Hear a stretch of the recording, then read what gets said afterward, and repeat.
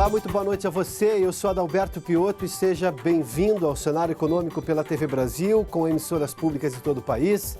Diretamente dos estúdios da B3 aqui no centro da cidade de São Paulo, vamos aos destaques de hoje com o Ibovespa com sinais, o mercado todo com sinais invertidos em relação a ontem. A inflação cedeu e ficou abaixo do centro da meta na prévia da inflação, que é o IPCA 15. Alimentos e combustíveis foram exatamente os itens que puxaram a inflação para baixo, são os itens que mais pesam no IPCA 15. A ata do Copom defende a reforma da Previdência por uma possível queda nos juros da economia, que foram mantidos na semana passada em 6,5%, os juros básicos da economia, a taxa Selic. O mercado financeiro de sinais trocados hoje, o Ibovespa caiu, apesar de manter os 100 mil pontos, e o dólar subiu. Aí tem uma conotação política pesada e também com sinais externos vindos dos Estados Unidos, sobretudo. A gente fala disso daqui a pouquinho. E Roberto Rebouças, falando sobre segurança no mundo digital, é meu entrevistado aqui no Cenário Econômico e já está no ar.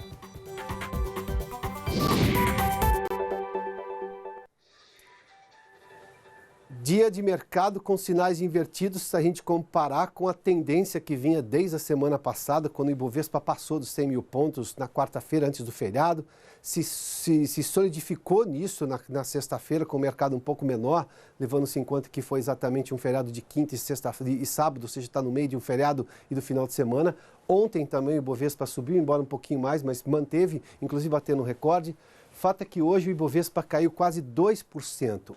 1,93%, manteve os 100 mil a 100.092 pontos. Para se ter uma ideia, a máxima era de 102.061 pontos, saiu disso, nós temos o resultado de ontem, a mínima inclusive chegou a perder os 100 mil com 99.890 pontos.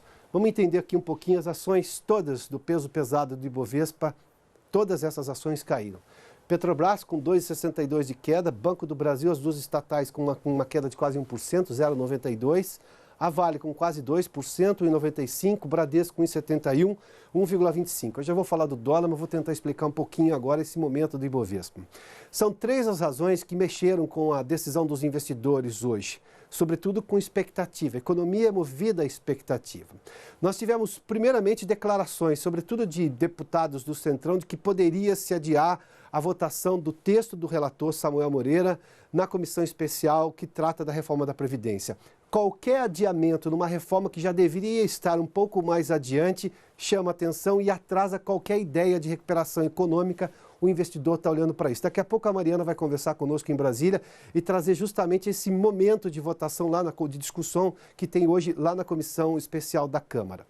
Essa foi talvez a principal razão, porque era o andamento da reforma da Previdência que estava sustentando o otimismo com a economia brasileira. A gente viu isso refletido nos índices de bolsa e também de dólar em queda, Ibovespa acima dos 100 mil pontos e por aí vai. Tivemos uma outra decisão econômica, essa na verdade, pelo menos uma ideia do que pode vir a acontecer, veio dos Estados Unidos, na declaração de dois economistas que participaram, duas autoridades econômicas que participam da decisão sobre juros americanos, de uma possível não queda dos juros tão rápido quanto se imaginava dos juros americanos na nova sessão do Comitê do Banco Central Americano que analisa os juros dos Estados Unidos para julho deste ano. Ou seja, a possibilidade de um corte ainda viria este ano, mas não em julho, como boa parte do mercado investidor do mundo inteiro está esperando.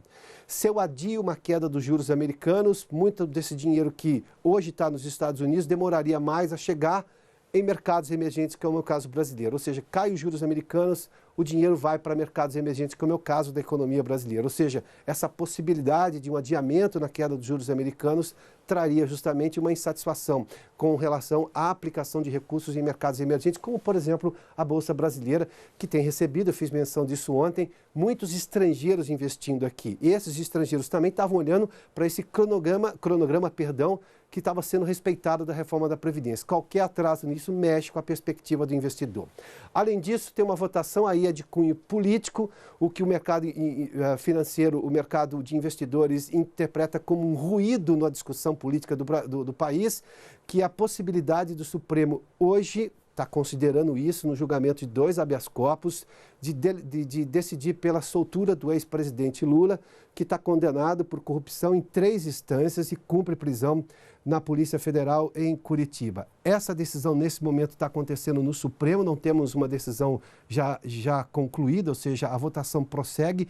É uma votação só de 5 juízes, porque está na segunda turma do do Supremo Tribunal Federal, e essa decisão pode mexer com os ânimos do mercado, não porque tenha uma intervenção direta na decisão da reforma da Previdência, ou especificamente nos juros americanos, muito menos ainda.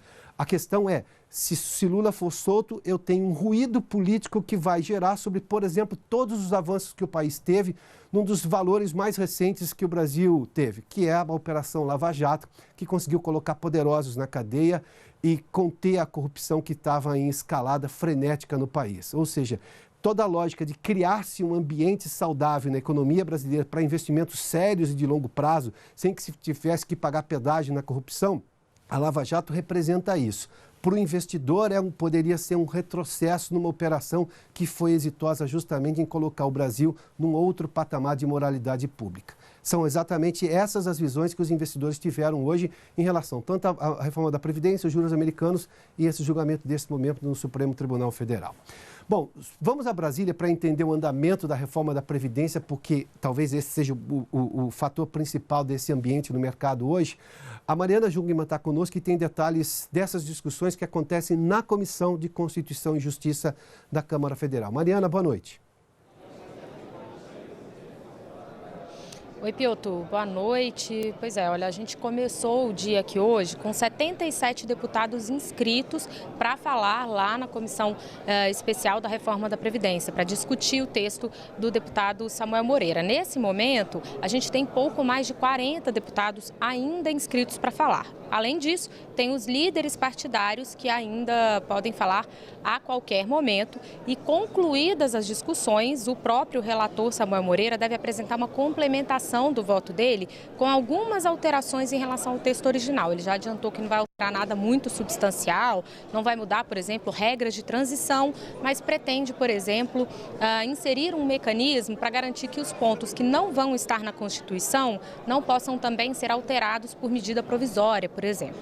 Isso tudo deve gerar um pouco mais de debate e ainda tem a oposição que prometeu obstruir na hora da votação, né? Tudo isso começa, então, a gerar uma dúvida se vai ser possível cumprir aquele cronograma que previa a votação da reforma nesta semana ainda. Hoje, o presidente aqui da Câmara, Rodrigo Maia, falou agora há pouco, disse que nessa altura do campeonato não faz mais muita diferença se a reforma tiver que ser adiada por mais 1 ou 2 dias, se ela tiver que ficar para o início da semana que vem. Mas, na opinião dele, o que mais justificaria isso seria uma negociação para trazer novamente estados e municípios para dentro da reforma. Segundo Rodrigo Maia, hoje há uma margem de mais ou menos uns 315 votos favoráveis à reforma no plenário. A gente lembra que são necessários 308 votos para aprovar. Ele acha que essa margem, então, está apertada e diz que há deputados que são favoráveis à reforma, mas que são aliados nos estados de governadores que têm um viés mais à esquerda. Então, na opinião de Rodrigo Maia,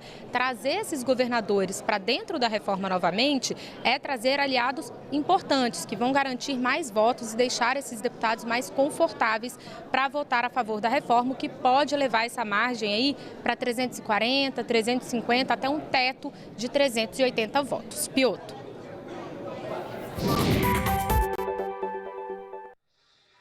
Muito obrigado, Mariana. Bom, eu lembro você que nós estamos ao vivo também pelo Facebook, na página da TV Brasil no Facebook com o cenário econômico.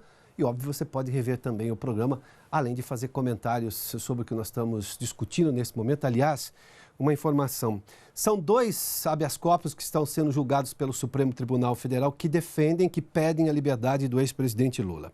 A maioria dos ministros da segunda turma já votou por negar o pedido da defesa do ex-presidente Lula e manter a decisão do Superior Tribunal de Justiça, que confirmou a condenação no caso do triplex do Guarujá. Ou seja, esse habeas corpus já tem maioria.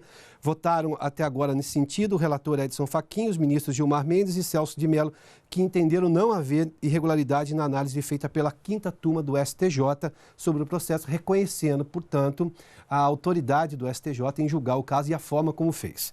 Na sequência, deve ser julgado agora o segundo habeas corpus do petista, que busca anular o processo, alegando a suspeição do juiz Sérgio Moro no processo. Nesse outro pedido, já há 2 votos negando o pedido da defesa de Lula, ou seja, mantendo a prisão do ex-presidente Lula. Votaram nesse sentido os ministros Edson Fachin e Carmen Lúcia, ou seja, são 5 ministros. Nesse caso, a maioria tem que ser formada por 3 votos em qualquer dos sentidos. A gente vai tentando atualizar essa informação, tão logo eu recebo aqui os dados que vêm do Supremo Tribunal Federal. Bom, vamos só entender aqui, o dólar hoje subiu 0,69, a gente viu a bolsa caindo, o dólar subiu 0,69, a máxima de 3,85, foi exatamente isso que terminou, mínima de 3,82.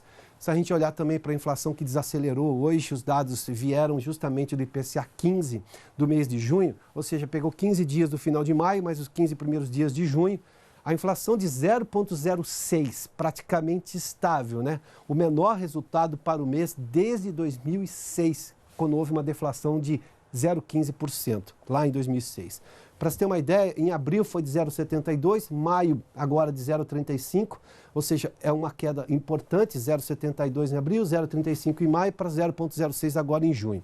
Junho de 2006 houve uma queda de 0,15, portanto não é 0,15 positiva, é negativo aqui.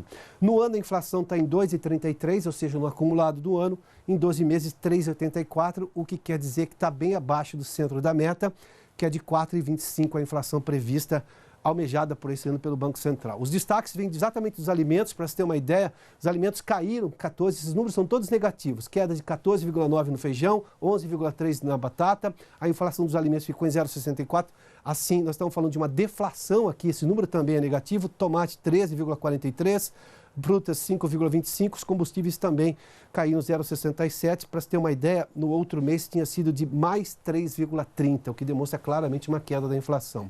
E as passagens aéreas, essas subiram 18,98%, e em 5 de 11 áreas pesquisadas, não é aéreas, as áreas pesquisadas, houve deflação. Porto Alegre teve deflação de 0,21 e Brasília com aumento de 0,30. Bom, vamos falar sobre, deixa-me ver aqui, que eu estou agora com tanta informação acontecendo no momento. Ana Luísa Médici está conosco sobre a intenção de consumo das famílias, que teve um recuo agora na passagem de maio para junho. Ana Luísa, boa noite, seja bem-vinda.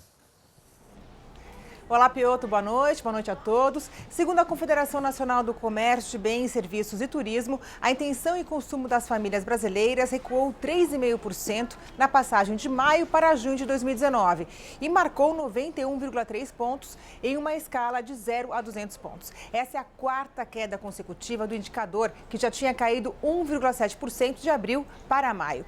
Apesar disso, na comparação com junho de 2018, o índice de consumo das famílias apresentou crescimento da ordem de 5,3%. Na comparação com maio, todos os 7 componentes do índice de consumo apresentaram queda. O destaque fica para a avaliação sobre o momento para a compra de bens duráveis, que recuou 5,7%. Fazendo uma comparação com o junho de 2018, 6 componentes registraram alta. A exceção foi a perspectiva profissional, que caiu 1%. A maior alta observada foi no item nível de consumo atual, com aumento de 13%. Para o presidente da Confederação Nacional do Comércio de Bens, Serviços e Turismo, José Roberto Tadros, a pesquisa espelhou o menor grau de confiança dos consumidores com relação à melhora da economia e, por consequência, as intenções de consumo podendo vir a se refletir em menores vendas do comércio mais para frente, Piotr.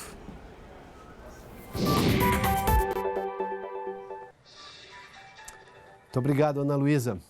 Bom, o Copom divulgou a ata da reunião na semana passada, que decidiu manter em 6,5% ao ano os juros básicos da economia e explicou a série de razões que fizeram o comitê manter essa decisão, tomar essa decisão. Indicadores recentes da atividade econômica indicam interrupção do processo de recuperação da economia brasileira nos últimos trimestres. O cenário do Copom contempla a retomada desse processo adiante de maneira gradual e faz menção a vários fatores aqui.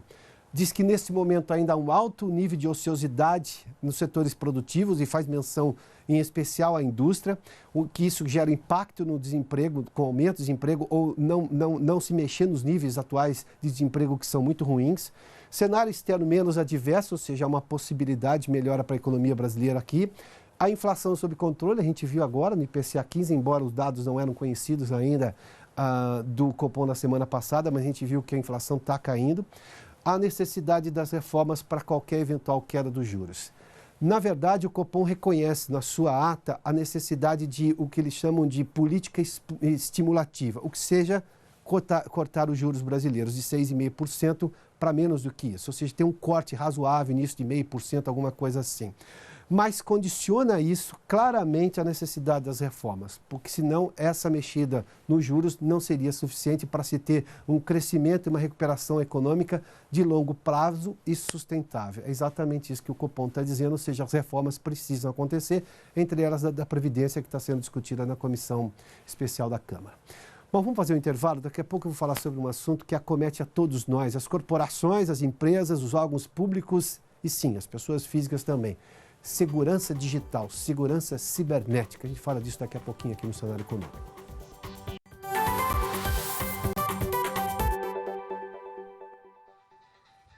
Já de volta com o Cenário Econômico e para falar de um tema que é caro seguramente a cada um de nós, independentemente se pessoa física ou jurídica, se a pessoa jurídica é uma pequena ou grande empresa, se a organização pública é pequena, mais influente ou menos influente, ou se ela é grande, com grande poder de influência.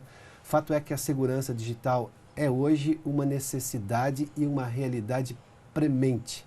Para falar sobre o assunto, Roberto Rebouças, que é diretor-geral da Kaspersky aqui no Brasil. Tudo bom, Piotr? Como é que você está? Roberto, seja bem-vindo aqui uma vez mais. Eu vi um post seu na rede profissional LinkedIn, em que você fazia menção a mais uma cidade americana que tinha sido atacada por hackers e perdido dados que a prefeitura tem. Dados do dia a dia, do trabalho. Na verdade, você não perde, né? Você perde o acesso. Nesse caso, eles inclusive pagaram $600 mil para pegar o dado de volta. Ou seja, o hacker deu o valor do... Deu o valor do resgate, né? Do que resgate, é o ransomware, isso é resgate. De $600 mil em moeda digital e foi pago. Quer dizer, o hacker sequestrou os dados da prefeitura. Sequestrou os dados da prefeitura. Isso é sequestro de dados. E a palavra é ransomware, né? Que é efetivamente de sequestro, quando é a mesma coisa que acontece na vida real. Você faz menção no seu artigo, eu me lembro da expressão, quando é que vão ser mais proativos e menos reativos? Porque isso foi uma solução reativa. Diante do caos, custa $600 mil, eu vou pagar. Mas qual seria a ação proativa e eficiente para combater justamente isso? Segurança continua sendo algo encarado como um bombeiro. Vamos esperar pegar fogo para apagar, porque quem sabe não pegue, né?